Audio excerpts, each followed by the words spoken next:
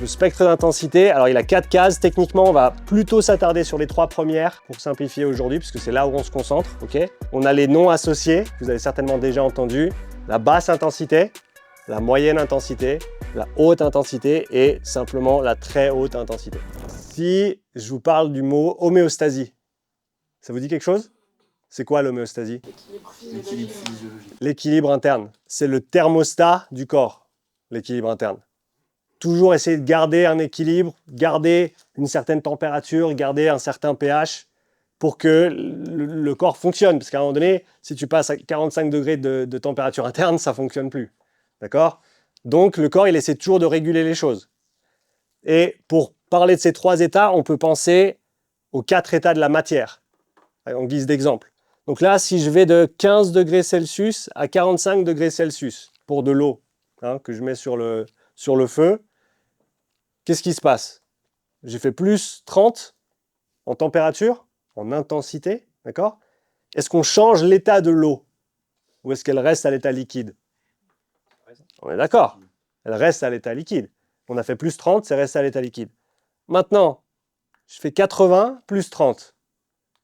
Ça reste plus 30, c'est la même augmentation en termes d'intensité de la température. Vous me suivez? Par contre, qu'est-ce qui se passe avec l'état de l'eau?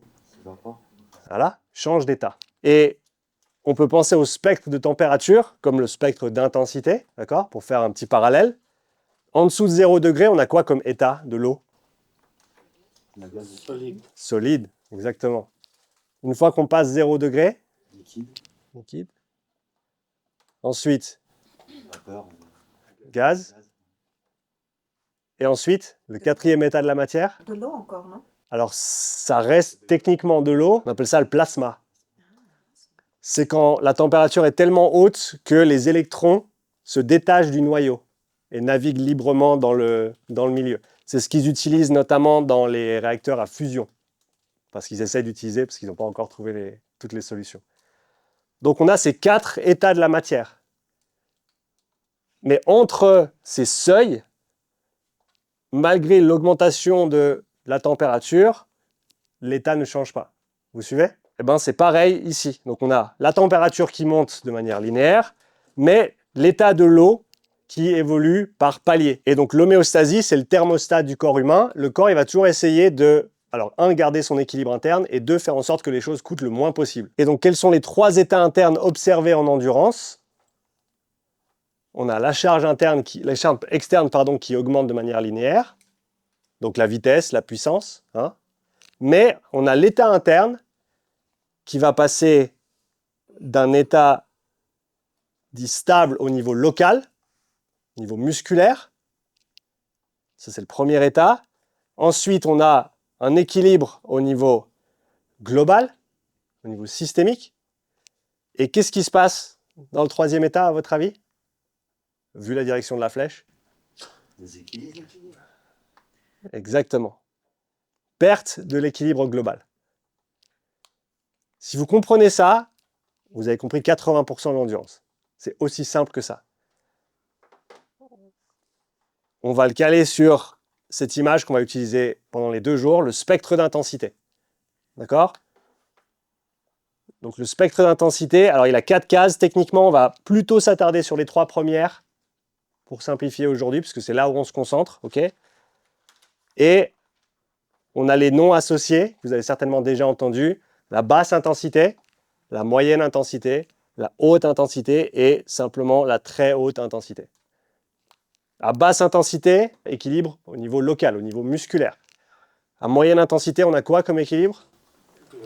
Global. Et à haute et très haute intensité, une fois qu'on dépasse ce déséquilibre.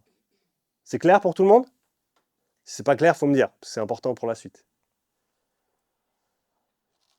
Et qu'est-ce qui se situe entre ces différents états, ces différents domaines d'intensité? Les seuils, ces fameux seuils. On va parler très simplement aujourd'hui, il y a seuil 1 et il y a seuil 2. Le seuil 1, il fait la transition entre la basse et la moyenne intensité, et le seuil 2, il fait la transition entre la moyenne et la haute intensité. D'accord? C'est des seuils de transition, comme on a vu avec l'eau, 0 degré, 100 degrés, c'est des seuils de transition. D'accord? Maintenant, si on revient à notre idée de la température et l'eau, est-ce qu'on peut changer la température à laquelle l'eau passe de l'état solide, liquide, gazeux, etc. Est-ce qu'on peut faire bouillir de l'eau, par exemple, à moins de 100 degrés? Non? Sauf si on monte Ah, alors, qu'est-ce qu'on change? Qu'est-ce qu'on change quand on monte en altitude? La pression. La pression. D'accord? La pression. Donc, en haut de l'Everest, c'est 68-69 degrés pour faire bouillir de l'eau. Pareil, quand c'est salé, ça congèle moins. Bien entendu, on change le milieu. Hein. Mais simplement, en changeant l'environnement autour, on peut influencer ce chiffre. Hein. Et en gros, l'objectif de l'entraînement en endurance, un des objectifs, ça va être de pousser ces chiffres vers le haut. Ces seuils en endurance, ils peuvent évoluer, ils vont évoluer. Tout comme votre 1RM, tout comme votre 5RM, 10RM. C'est des choses qui peuvent augmenter. D'accord?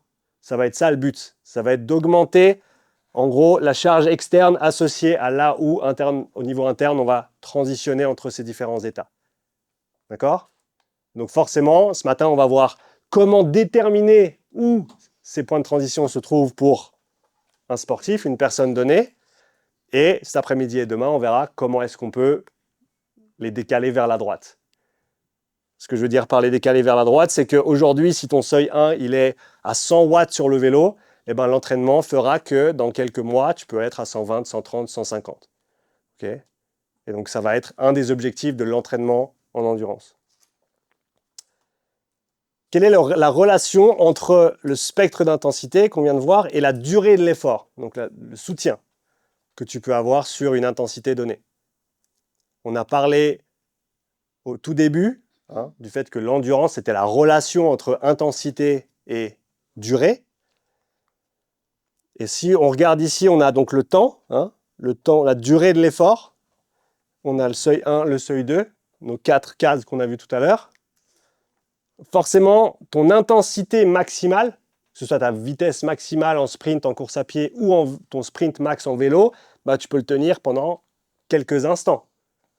On ne peut pas tenir une Vmax pendant très très longtemps. Okay?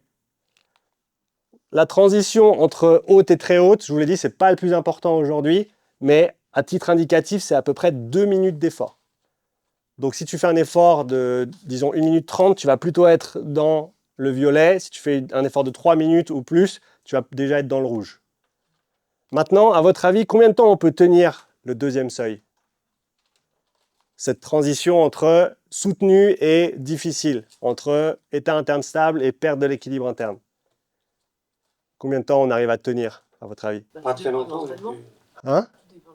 Tout dépend de l'entraînement, on est d'accord. Donc selon si tu es débutant en endurance ou élite, tu n'as pas le même temps de soutien à ce qu'on appelle le deuxième seuil. Ça, on est d'accord. Et on est dans quel parage à peu près en termes de durée, à votre avis? Moins de 45 minutes. Moins de 45 minutes, ok. Je suis d'accord avec toi pour un débutant. Les élites, ils peuvent monter à plus d'1 heure. Ok? Donc novice, pour faire simple, on va dire 30 minutes. Élite, plus d'1 heure. Du simple au double. Ok? Et ensuite, pour ce qui est du premier seuil, à votre avis? Ça peut aller très longtemps. Ça peut aller très loin, ouais. Mais encore une fois, ça dépend aussi du niveau. Hein? Donc typiquement, on dirait que le novice, il peut tenir le premier seuil à peu près 1 heure. 4 heures et plus pour les élites, ok? Même plus pour des ultras, sportifs ultras d'un très haut niveau, d'accord? Avant de te laisser, je voulais te dire que si tu veux en apprendre plus sur le paradoxe de la haute intensité ou encore savoir comment optimiser ta semaine d'entraînement pour avoir les meilleurs résultats possibles, je t'ai préparé un mini guide gratuit en 4 vidéos auquel tu peux accéder en cliquant sur le lien dans la description. Donc n'attends pas et rejoins ce guide qui a déjà été suivi par plus de 4500 sportifs et coachs.